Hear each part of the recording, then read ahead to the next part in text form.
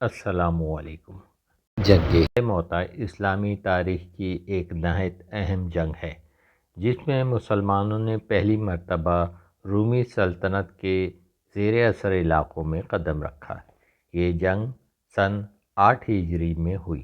اس کا بنیادی سبب یہ تھا کہ رسول اللہ صلی اللہ علیہ وسلم نے دعوت اسلام کے لیے مختلف بادشاہوں کو خطوط لکھے تھے۔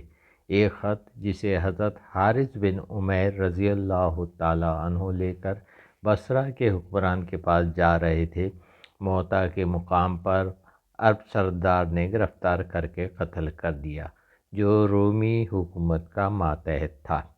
اسلامی سفیر کا قتل ایک اعلان جنگ تھا، چنانچہ رسول اکرم صلی اللہ علیہ وسلم نے اس کے خلاف 3000 مجاہدین کا ایک لشکر تیار کیا اور اس کے 3 امیر مقرر کیے اور ارشاد فرمایا، اس لشکر کے پہلے امیر حضرت زید بن حارثہ ہیں، اگر وہ شہید ہو جائیں تو لشکر کے امیر حضرت جعفر بن ابی طالب ہوں گے، اور وہ بھی شہید ہو جائیں تو امیر حضرت عبداللہ بن رواحہ رضی اللہ تعالیٰ عنہ ہوں گے۔ پھر آپ صلی اللہ علیہ وسلم نے فرمایا کہ اگر یہ تینوں شہید ہو جائیں تو پھر مسلمان لشکر کو اختیار ہوگا کہ وہ خود اپنے لیے کسی کو امیر منتخب کرے۔ اس اعلان کے پر مسلمان افسردہ ہو گئے، کیونکہ جب کبھی آپ صلی اللہ علیہ وسلم نے یہ فرمایا کہ فلاں شہید ہو جائے تو فلاں امیر ہوگا تو وہ ضرور شہید ہوتے تھے۔ جب اسلامی لشکر موتا کے مقام پر پہنچا تو یہ خبر ملی کہ رومی سردار ہرقل کی 1,00,000 فوج لے کر مقابلے کے لیے آ گیا ہے۔ دونوں فوجوں کے درمیان زبردست جنگ ہوئی۔ مسلمانوں کے تینوں سردار ایک کے بعد ایک شہید ہو گئے۔ حضرت جعفر اس بہادری سے لڑے کہ آپ کے دونوں بازو بھی کٹ گئے تھے۔ حضرت جعفر رضی اللہ تعالیٰ عنہ کے بارے میں رسول اکرم صلی اللہ علیہ وسلم نے بعد میں یہ فرمایا، اللہ تعالیٰ نے ان کو 2 پروں سے نوازا ہے، اسی لیے رضی اللہ تعالیٰ عنہ کو جعفر طیار کہا جاتا ہے۔ ادھر موتا میں جنگ ہو رہی تھی اور ادھر مدینہ میں رسول اکرم صلی اللہ علیہ وسلم کو اللہ کی طرف سے یہ خبر ملی کہ تینوں سردار شہید ہو گئے ہیں اور اب لشکر کے امیر حضرت خالد بن ولید ہو گئے ہیں۔ چنانچہ آپ مسجد نبوی میں منبر پر آ گئے اور الصلاۃ الجامعہ کی ندا کی گئی۔ جب لوگ جمع ہو گئے تو آپ نے فرمایا، ہمارے لشکر کے 3 بہترین آدمی شہید ہو گئے ہیں۔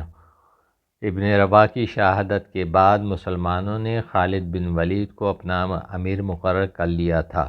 انہوں نے اپنے لوگوں کی مدافعت کی ہے اور تمام لشکر کو دشمن کی زد سے نکال کر لے گئے ہیں۔ بعد ازاں رسول اکرم صلی اللہ علیہ وسلم نے فرمایا کہ اللہ کی تلواروں میں سے ایک تلوار یعنی خالد بن ولید نے جھنڈا اٹھایا اور اپنے لوگوں کے ساتھ بحفاظت واپس آ گئے ہیں۔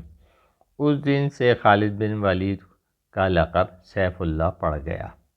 حضرت جعفر کی بیوی حضرت اسماء رضی اللہ تعالیٰ عنہا بیان کرتی ہیں کہ رسول اکرم صلی اللہ علیہ وسلم میرے پاس تشریف لائے۔ اس وقت میں نے حضرت جعفر کے بچوں کو نہلایا تھا اور تیل لگایا تھا۔ رسول اکرم صلی اللہ علیہ وسلم نے ان کو پیار کیا تو ان کی آنکھیں شبار ہو گئیں۔ اس پر میں نے آپ صلی اللہ علیہ وسلم سے پوچھا، یا رسول اللہ، کیا جعفر کے بارے میں کوئی خبر آئی ہے؟ رسول اکرم صلی اللہ علیہ وسلم نے جواب دیا، ہاں، وہ آج شہید ہو گئے ہیں۔ بعد ازاں وہ اپنے گھر تشریف لے گئے اور حکم دیا کہ جعفر کے گھر والوں کے لیے کھانا تیار کیا جائے، اور پھر وہ کھانا حضرت جعفر کے گھر بھیج دیا گیا۔ اسلام میں میت کے گھر کھانا بھیجنے کا یہ پہلا عمل تھا۔ اس غزوہ کی نمایاں خصوصیات یہ تھیں کہ اس مہم کی سربراہی ایک آزاد کردہ غلام کے سپرد کی گئی، اور جب حضرت جعفر رضی اللہ تعالی عنہ نے، جو آپ کے چچا زاد بھائی بھی تھے، نے کچھ کہنے کی کوشش کی تو آپ صلی اللہ علیہ وسلم نے ارشاد فرمایا کہ رسول اللہ کا حکم سنو۔ اس طرح موتا کی دوسری مہم میں بھی بڑے بڑے صحابہ کی موجودگی میں بھی حضرت زید کے بیٹے اسامہ کو امیر منتخب کیا گیا۔ آپ کے اقدامات سے معلوم ہوتا ہے کہ اسلامی مساوات کی بہترین مثال ہیں۔ ایسی معلوماتی ویڈیوز حاصل کرنے کے لیے آپ ہمارے چینل کو لائک کریں، سبسکرائب کریں اور شیئر کریں۔ شکریہ۔ السلام علیکم۔